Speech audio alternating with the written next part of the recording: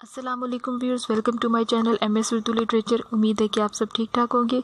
Viewers, آج کے video میں ہم مسجد قرطبہ کی نظم کو مکمل کریں گے۔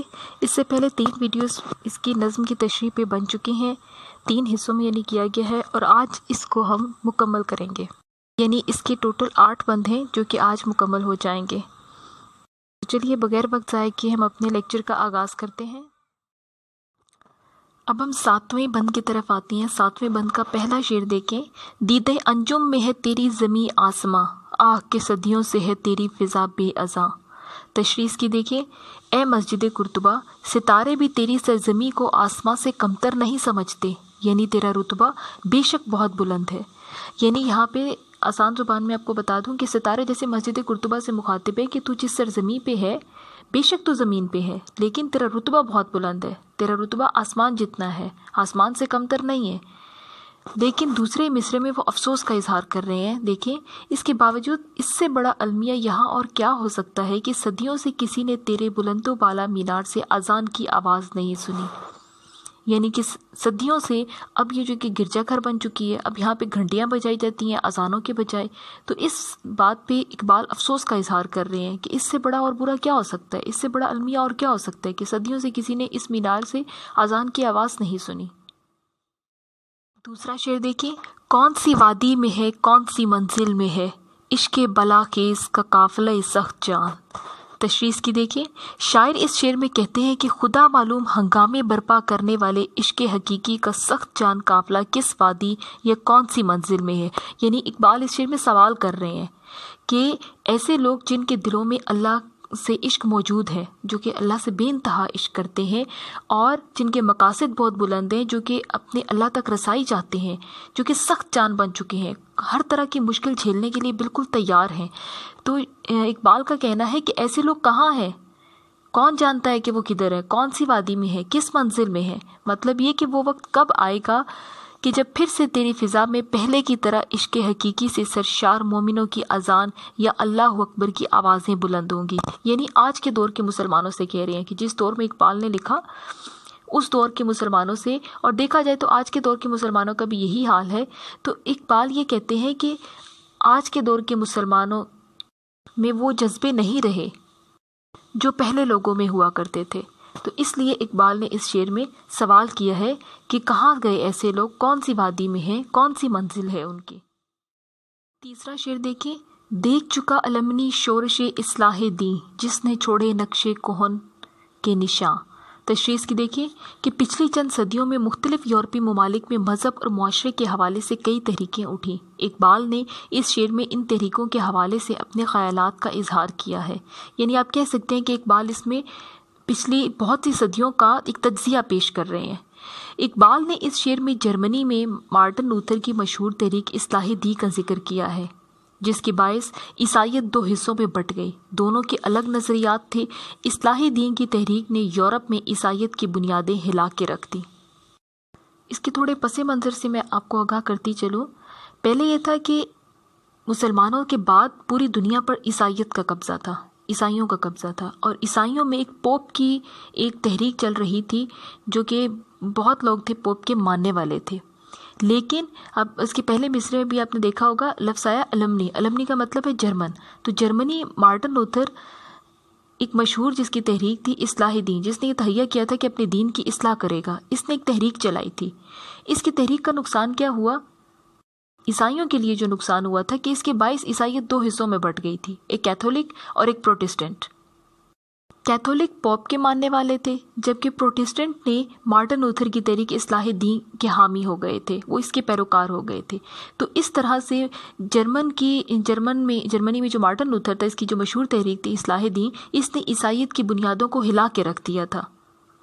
اسی لیے اقبال نے دوسرے مصرے میں کہا کہ جس نے نہ چھوڑے کہیں نقش کہن کے نشاں، کہ اس نے پرانے نقش مٹا کے رکھ دیے تھے۔ چوتھا شعر دیکھیں۔ حرف غلط بن گئی عصمت پیر کنشت، ہوئی فکر کی کشتی نازک رواں۔ پیر کنشت جیسے کہ یہاں پہ لکھا آپ دیکھ سکتے ہیں کہ پوپ کو کہا گیا ہے، جو کہ پوری عیسائی دنیا کا مالک سمجھا جاتا تھا۔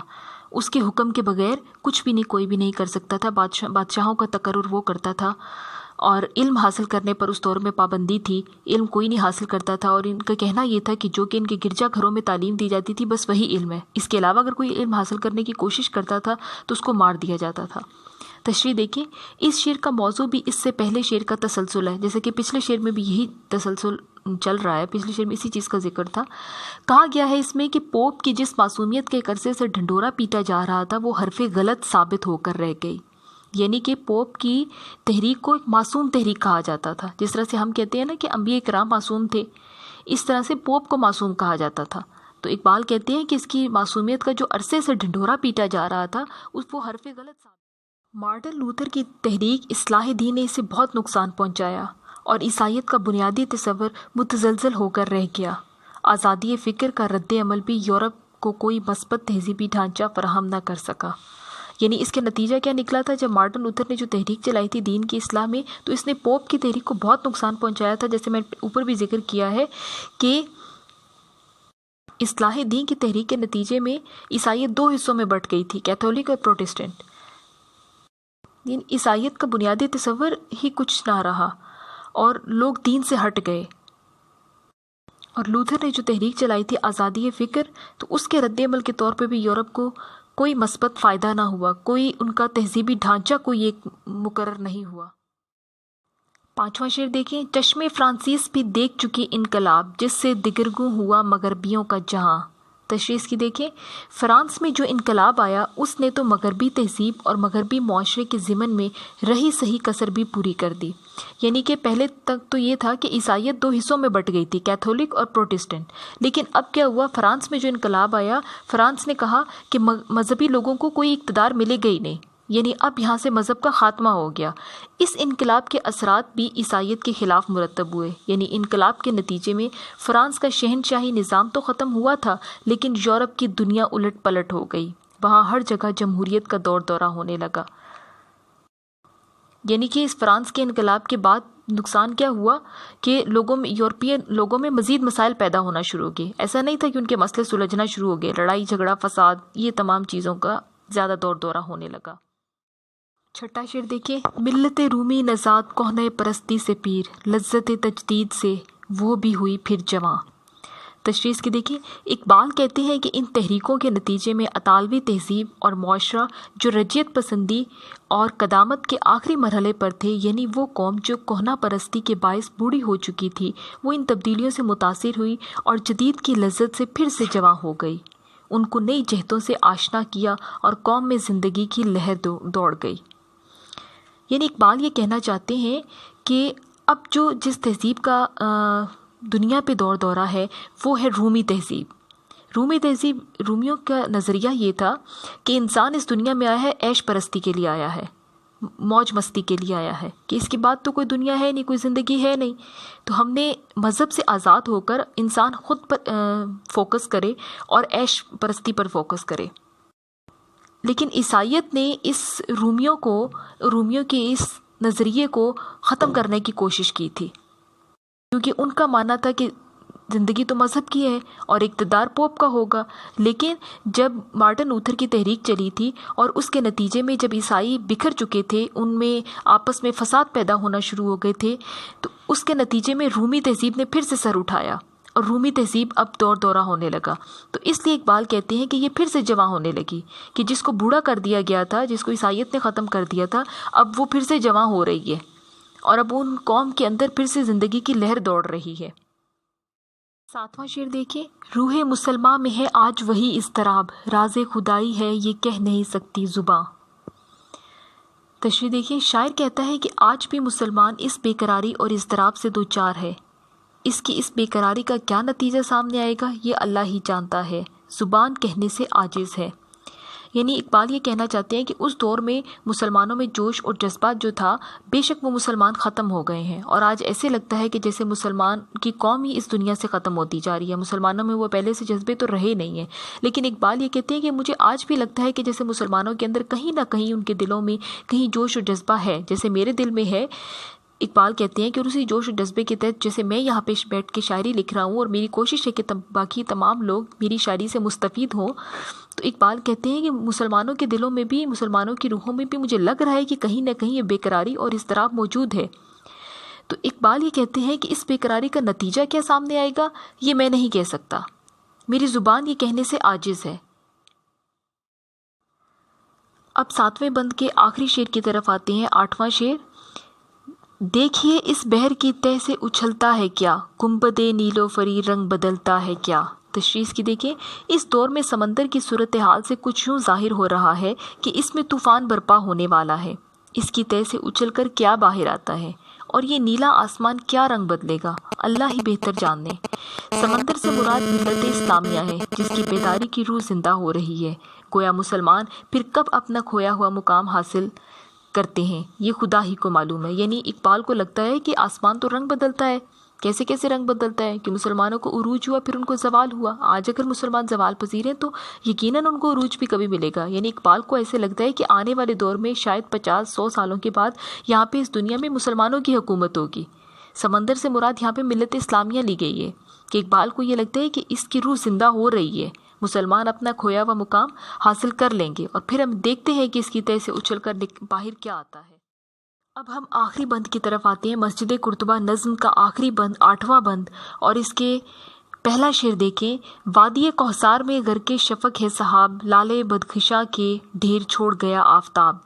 تشریح کی دیکھیں، اقبال نے اس شعر میں مسجد قرطبہ کی گرد و پیش کے مناظر پیش کیے ہیں، اور اس شعر میں وہ وادی کوثر میں غروب آفتاب کا نظارہ پیش کرتے ہیں۔ کہتے ہیں کہ اس لمحے تو بادل بھی شفق کے رنگ میں غرق ہو چکے ہیں، یوں لگتا ہے ڈوبتا سورج اس مقام پر غروب ہوتے ہوئے لال بدخشاں کے ڈھیر کو چھوڑ گیا ہے۔ مراد یہ کہ وادی کوہ میں موجود سنگریزوں پر شفق کی سرخی جس طرح پڑ رہی ہے اس کے سبب یہ سنگریزے لال بدخشاں دکھائی دے رہے ہیں۔ یعنی اقبال کو لگتا ہے کہ مسلمان اگر آج تاریکی میں ڈوبے ہوئے ہیں، آج اگر تاریک ہے، تو یہ بھی ایک نوید ہے، ان کی ایک ایسی صبح طلوع ہونے والی ہے جو کہ مسلمانوں کو ترقی دے گی۔ تو اقبال اس بات پہ خوشی کا اظہار کر رہے ہیں کہ مسلمان اس دنیا پر ترقی کرنے والے ہیں، کہ آج اگر یہ شفق ڈوب گئی ہے تو ایک نئی صبح بھی طلوع ہونے والی ہے۔ دوسرا شعر دیکھیں، سادہ و پرسوز ہے دختر دہقان کا گیت، کشتی دل کے لیے سیل ہے عہد شباب۔ تشریح کی دیکھیں، اسی منظر میں کسی کسان کی بیٹی یا دیہاتی لڑکی کے نغمے الاپنے کی آواز سنائی دے رہی ہے۔ یہ نغمہ سادہ بھی ہے اور پرسوز بھی، یعنی اقبال یہاں پہ خود سے بھی مخاطب ہے، کہتے ہیں کہ جس طرح سے کوئی گاؤں میں کوئی لڑکی گاتی ہے تو اس کا اپنا ایک امپیکٹ ہوتا ہے، تو بالکل اسی طرح سے اقبال یہ کہتے ہیں کہ جیسے میری شاعری بھی سادہ بھی ہے اور پرسوز بھی ہے، لیکن اقبال اس امید سے یہ شاعری کر رہے ہیں کہ شاید کسی نوجوان کے دل پر یہ اثر کر جائے۔ آگے دیکھیں، جوانی کا زمانہ دل کی کشتی کے لیے ایک سیلاب کی صورت ہے جو اسے بہا لے جاتا ہے، یعنی جوانی کے عالم میں ایسا نغمہ الاپنا سننے والے کے دل کو بے حد متاثر کرتا ہے اور اسے ایک عجیب کیفیت سے دوچار کرتا ہے۔ یعنی اقبال کو بھی لگتا ہے کہ نوجوان نسل اگر ان تک میرا پیغام پہنچ گیا جو میں پہنچانا چاہ رہا ہوں تو اس کا مطلب کہ جلدی کوئی طوفان برپا ہونے والا ہے، جلدی طوفان آنے والا ہے، اور یہاں پہ مسلمان دوبارہ سے عروج پہ قائم ہونے والے ہیں، عروج قائم کرنے والے ہیں، مسلمانوں کو دوبارہ عروج حاصل ہونے والا ہے۔ تیسرا شعر دیکھیے، آب روان کبیر تیرے کنارے کوئی دیکھ رہا ہے کسی اور زمانے کا خواب۔ روان کبیر یعنی وہ دریا جو کہ مسجد قرطبہ کے بالکل ساتھ واقع ہے، تو اقبال کہتے ہیں کہ میں بھی اسی دریا کے کنارے بیٹھا ہوا ہوں اور کسی اور زمانے کا خواب دیکھ رہا ہوں۔ تشریح کی دیکھیں، مزید مطلب واضح ہو جائے گا کہ اس شعر میں اقبال ایک نیا رخ بدلتے ہوئے کہتے ہیں کہ میں اندلس کے مشہور دریا دارالکبیر کے کنارے پر بیٹھا کسی اور زمانے کے بارے میں خواب دیکھ رہا ہوں۔ یہ زمانہ کوئی بھی ہو سکتا ہے، ماضی بھی ہو سکتا ہے جب ہسپانیہ میں سلطنت اسلامیہ عروج پر تھی، اور آنے والا دور بھی ہو سکتا ہے جو یورپ میں رونما ہونے والے انقلاب اور تبدیلیوں سے عبارت ہے۔ یہ امر بھی قابل ذکر ہے کہ دریائے کبیر کے کنارے پر ہی مسجد قرطبہ واقع ہے۔ یعنی اقبال کہتے ہیں کہ وہ زمانہ کوئی بھی ہو سکتا ہے، لیکن اب لوگوں کی پریڈکشن ہے کہ اقبال نے آنے والے دور کا خواب دیکھا ہے کہ جیسے گزرا زمانہ تو گیا کہ وہاں پہ جب مسلمان زوال پذیر ہو گئے، لیکن اب مسلمان دوبارہ سے یہاں پہ عروج مسلمانوں کو ملے گا۔ تو اقبال کہتے ہیں کہ آب روان کبیر کے میں دارالکبیر کے کنارے بیٹھ کے کسی اور زمانے کا خواب دیکھ رہا ہوں۔ اس کے اگلے 2 اشعار دیکھیں جو ایک ہی تسلسل میں چلے آ رہے ہیں۔ عالم نو ہے ابھی پردے تقدیر میں، میری نگاہوں میں ہے اس کی سحر بے حجاب، پردہ اٹھا دوں اگر چہرے افکار سے، لا نہ سکے گا فرنگ میری نواؤں کی تاب۔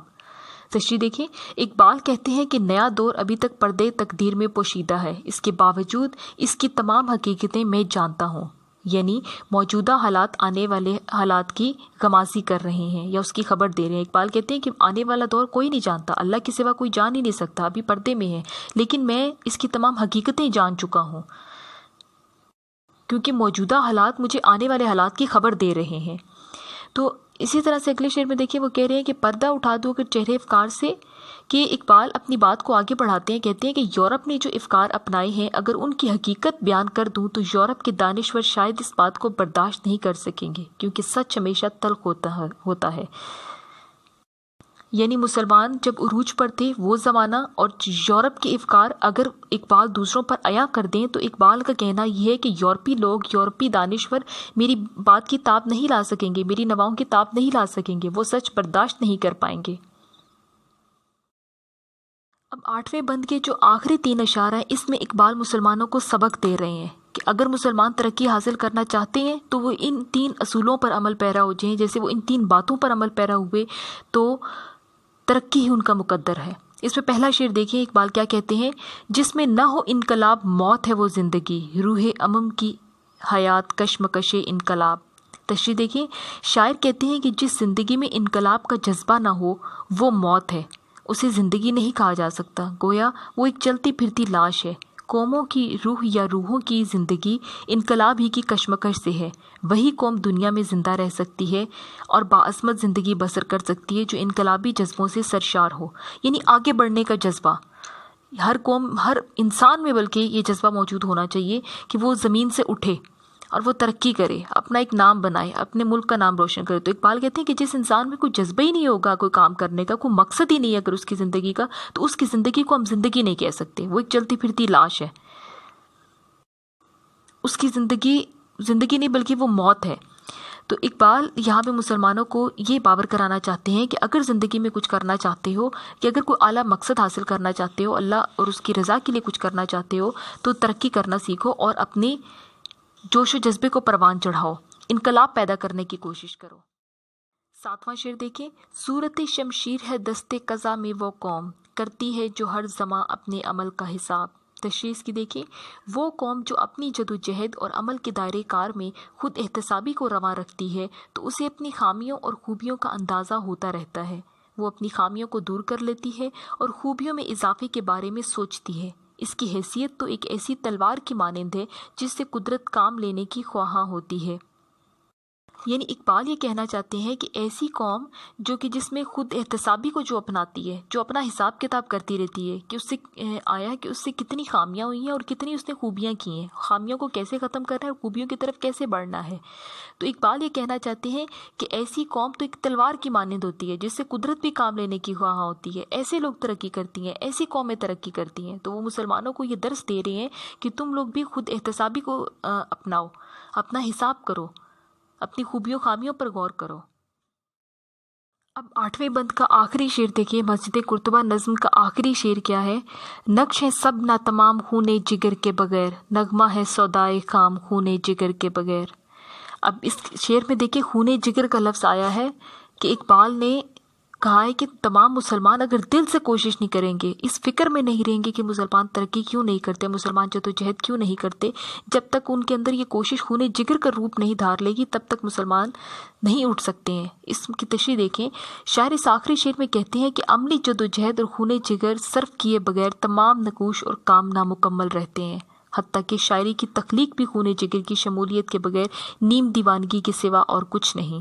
مراد یہ کہ ہر عمل کے لیے خون جگر بنیادی شرط ہے، یعنی کہ مسلمانوں کے ترقی کرنے کے لیے بھی ان کے خون جگر کے بغیر وہ ترقی نہیں کر سکتے۔ تو اسی طرح سے اقبال نے اپنی شاعری کو بھی کہا ہے کہ اگر میں شاعری بھی میری شاعری میں بھی اگر خون جگر شامل نہیں ہے تو میری شاعری بھی لوگوں پر اثر کرنے والی نہیں ہوگی، اس کو ہم صرف یہ کہہ سکتے ہیں کہ نیم دیوانگی ہے، اس کے سوا یہ کچھ نہیں ہے۔ تو کام کوئی بھی ہو اس میں خون جگر، یعنی اس کے لیے انتہائی کوشش کرنا اور اس چیز میں فکر مند رہنا، اس چیز میں کہ مسلمان ترقی کریں، مسلمان آگے بڑھیں، کیوں مسلمان پستی کی طرف ہیں، کیوں مسلمان ذلت میں ہیں۔ تو جب مسلمانوں کی کوشش میں خون جگر شامل ہوگا تو تبھی مسلمان عروج بھی حاصل کر پائیں گے۔